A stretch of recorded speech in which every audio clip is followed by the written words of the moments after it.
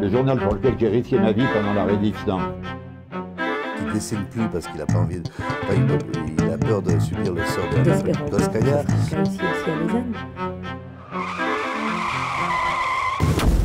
When he came out of the toilet, he see them dancing.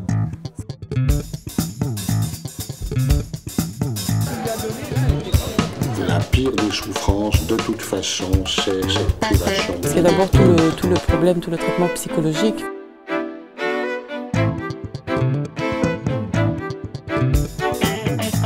On leur donne l'opportunité de recevoir un peu d'amour et un peu de respect.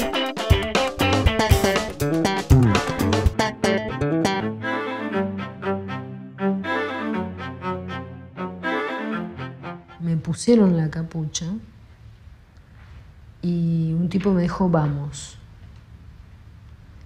Y yo ahí supe que me tocaba a mí.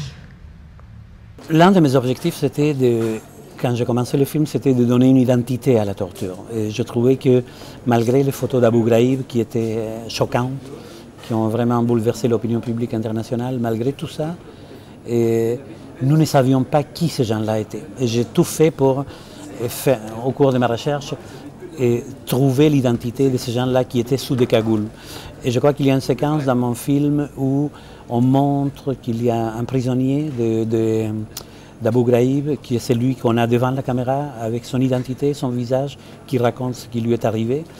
Et la preuve de crédibilité est visible parce que ce prisonnier-là a vu sa main complètement écrasée et paralysée sous la torture. Et sur les photos, 3 photos où il apparaît à Abu Ghraib, des photos donc ont été prises par les geôliers, et on voit très bien la main de ce prisonnier-là qui est exactement la même que celle de la personne qui est devant notre caméra.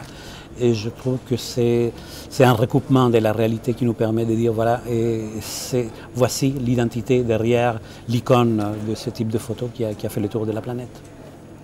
وجود تداخل جراحي بإيدي طلبت منه أنه يجيب لي بونستان حبوب مسكن آلام فسحب الباندج من إيدي لأنه كان برطب مي ومن سحب الباندج سحب طبقة من اللحم من إيدي ويا الباندج كانت لاصقة بي فأغمى عليها. On sait aujourd'hui qu'on torture, qu'on a torturé et que probablement on continuera à torturer. Et moi, ce qui m'inquiète toujours et ce qui me fascine en même temps, c'est que lorsque on applique la torture, on la justifie, c'est toujours au nom de valeurs démocratiques. C'est-à-dire qu'on torture pour préserver des valeurs démocratiques. Et il me semble qu'il y a une contradiction essentielle, c'est-à-dire qu'on protège la démocratie, mais en la protégeant, on l'écrase en même temps. Et voilà, donc ça c'était mon premier point de départ pour entamer ces documentaires. Day. It is a rare occasion when a president can sign a bill he knows will save American lives. I have that privilege this morning. This bill provides legal protections that ensure our military and intelligence personnel will not have to fear lawsuits filed by terrorists simply for doing their jobs. Il y a à l'intérieur des États-Unis un ras-le-bol de certains politiques. Je suis persuadé que l'opinion publique américaine est absolument contre la torture. Et vous pouvez trouver des intervenants, des gens à l'intérieur de la société américaine qui ont des positions surprenantes contre la torture si on considère d'où ils viennent. Dans mon film, l'une des dénonciations les plus virulentes de la torture vient du docteur Burton Lee, qui était le médecin personnel de George Bush père à l'époque où il était président. Donc c'était le médecin du président des États-Unis et qui est absolument contre la torture. Donc vous savez, la société américaine est beaucoup plus nuancée qu'on ne le croit et je vais chercher ce type de témoignages à l'intérieur de la société américaine elle-même. Donc mes films, bien qu'ils pointent les États-Unis, pointent plutôt une certaine perversion d'un idéal démocratique qui existe aux États-Unis. I believe that those individual soldiers that personally broke the law should be punished. I'm not in any way saying they shouldn't be. They should definitely be held accountable for what they did wrong. but the officers above them should also be held accountable for not stopping it or not knowing that it was going on or knowing and ignoring. La partie la plus difficile, ça a été l'Afghanistan, parce qu'au moment où je suis allé, je crois que j'avais tort d'avoir peur, mais j'avais beaucoup peur d'aller. Et en fait, on se laisse prendre dans ce jeu qu'on connaît, mais qui fonctionne, ce qui fait que les actualités nous préparent au pire, hein, comme on ne reflète que ce qui est spectaculaire ou violent. On a tendance à croire que la réalité d'un pays comme l'Afghanistan n'est que ça. C'est absolument faux. Et il y a des bombes qui explosent, mais il y en a, c'est pas à toutes les minutes, ni même pas à tous les jours. Et dans des endroits très ciblés, les chances que vous soyez à ces places-là sont vraiment minimes une fois que vous êtes sur place.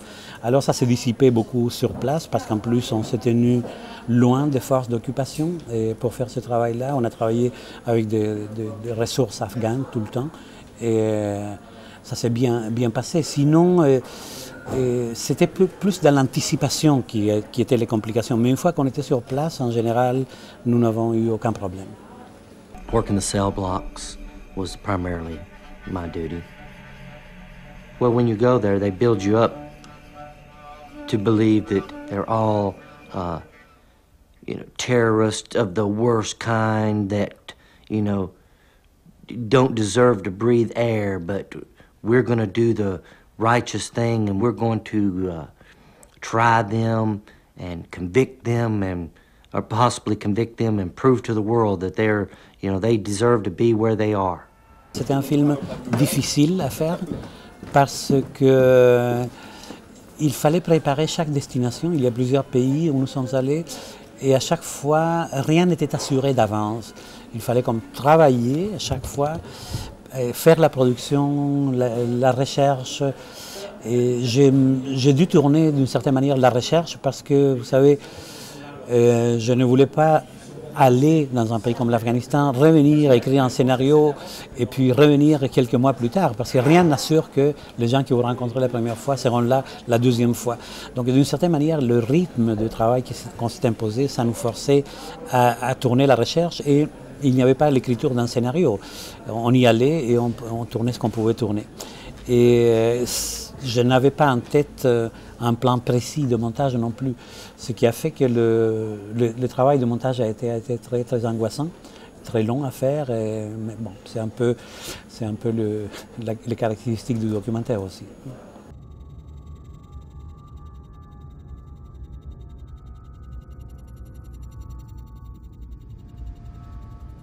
Y fue entrar en otro mundo. Físicamente el shock eléctrico es tan fuerte que te contrae. Si dura un rato, no sé cuánto, qué sé yo, porque todo es eterno y todo es un instante, no sé cómo explicarlo, pero coexisten estas dos cosas, ¿no? Te quema la piel. Entonces, en ese momento vos te olés tu propia olor a quemado, ¿viste? Olor a quemado tu piel. Je rêve de faire un film gay. J'en ai déjà fait un film gay sur une communauté homosexuelle au Mexique, parfaitement épanouie, donc c'était une certaine vengeance. Mais j'imagine qu'il y a un certain sentiment d'urgence dans mon cas. Je ne suis pas un missionnaire, je ne fais pas un film si je ne crois pas que je peux le traiter d'abord comme un documentaire, donc comme une œuvre. Mais bon, étant donné mes origines, mon background, que je suis d'origine chilienne, et donc je quittais le pays à cause de la dictature de Pinochet, ces choses-là font partie de moi, façonnent mon point de vue de cinéaste.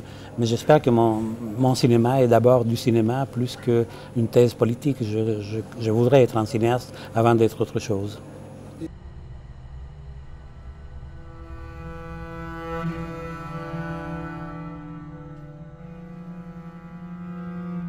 Donc moi je vais rester 2 semaines.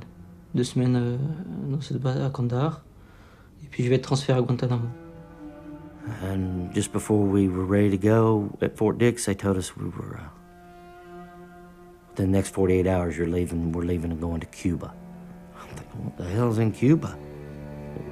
What's going on in Cuba? Vous savez, c'est un long métrage avec un rythme qui ne colle pas nécessairement à la télévision. Je n'ai rien contre la télévision, j'ai travaillé à la télévision, mais ce film-là a été financé par un programme pilote de Téléfilm Canada pour que ce soit un long métrage en diffusion en salle. Il va être lancé en salle commercialement au Canada. Pour le restant, j'aimerais qu'il puisse être vu en salle, mais la vie d'un documentaire, elle est plus longue que ça. Je suis très satisfait que le film passe dans de petits auditoires, dans des universités, des syndicats, des groupes de défense des droits de l'homme un peu partout dans les pays qui s'intéressent et qui à chaque fois puissent créer un petit débat. Si c'est le cas, c'est très gratifiant pour moi.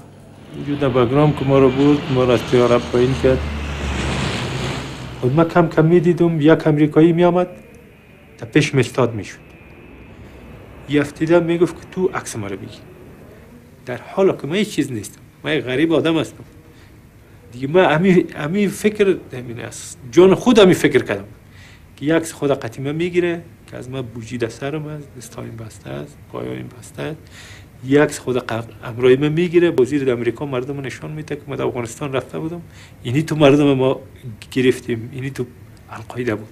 Nous sommes des gens fragiles et donc rien ne nous assure que ce qu'on est en train de faire est valable ou est raisonnable ou acceptable. Ce n'est que la réception du public qui peut nous aider, en tout cas dans mon cas, à comprendre que oui, ça valait la peine de faire ce coup-là ou non. Et il y a dans la réaction du public un élément critique très formateur pour la suite des choses pour nous.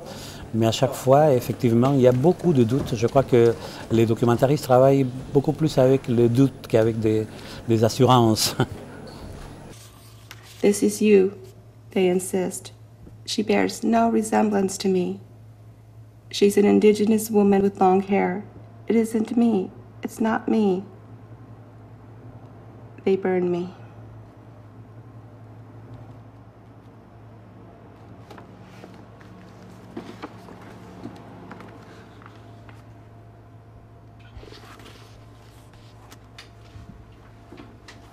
I had more than 111 cigarette burns on my back alone. That didn't include the front section of my body. C'est quelque chose à propos des doutes, qui m'inquiète toujours, c'est ce qu'on ne montre pas dans le film, parce qu'évidemment, on tourne plus, il y a un travail de sélection, il faut écarter des choses qui ne peuvent pas rester dans la durée finale.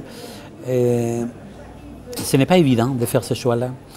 J'ai parfois l'impression que ce qui reste en dehors du film est très valable, mais il faut faire des choix. Et ce n'est pas une science exacte que cette capacité-là. On l'a fait à un moment donné parce qu'il faut la faire, parce qu'il y a des délais qu'il faut respecter aussi. On étire le maximum le temps de réflexion, mais à un moment donné, il faut que le film sorte. Et je vous dirais que, peut-être à une exception près, j'ai toujours pensé que je n'avais pas été capable de mettre en valeur tout le matériel que j'avais pu tourner. Mais je crois que je l'ai intégré comme un mal nécessaire dans l'exercice du métier. People that want to run a plane into the World Trade Center. Now you got 2,000 people. And you just torture a few more there and you got 2 million people. And then you got 200 million people. Parce que ce film-là était très intense, je suis un peu en retard avec les dépôts, les dates de dépôt pour des projets de financement au Canada. Donc je suis comme en vacances forcées un tout petit peu, qui peuvent être longues, et ça m'inquiète un peu parce que c'est la première fois que ça m'arrive et que j'ai toujours été très actif. Mais peut-être que ce ne sera pas une mauvaise chose pour moi.